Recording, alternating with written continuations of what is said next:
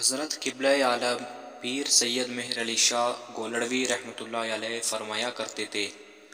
کہ بچپن میں مجھے آبادی سے بہشت اور ویرانوں سے انسیت محبت سی محسوس ہوتی۔ میں ابھی اتنا چھوٹا تھا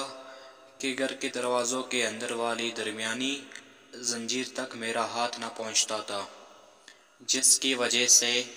میں کسی چیز پر کھڑے ہوئے بغیر اسے کھول نہ سکتا تھا۔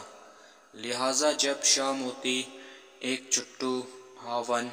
جس میں مسالہ جات کوٹتے ہیں دھکیل کر دروازے کے قریب رکھ دیتا۔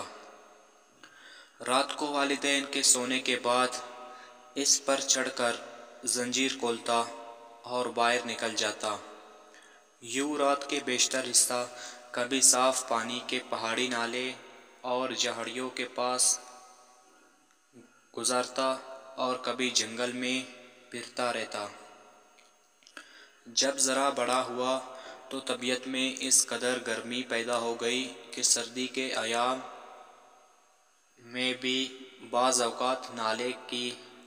ٹھنڈے پانی میں غسل کرتا اور یخ بستہ برف کی طرح جمے ہوئے پانی کے ٹکڑوں کو جسم پر ملا کر کبھی کافی رات گئے دینی کتابوں کے مطالعے سے فارغ ہو کر کمرے سے باہر نکلتا تو موسم کے سرد پہاڑی ہوا کے جھونکوں سے ایسی تسکین ہوتی جیسے گرمیوں میں تشنہ پیاسے کو آب و خنک ٹھنڈے پانی سے ہوتی ہے۔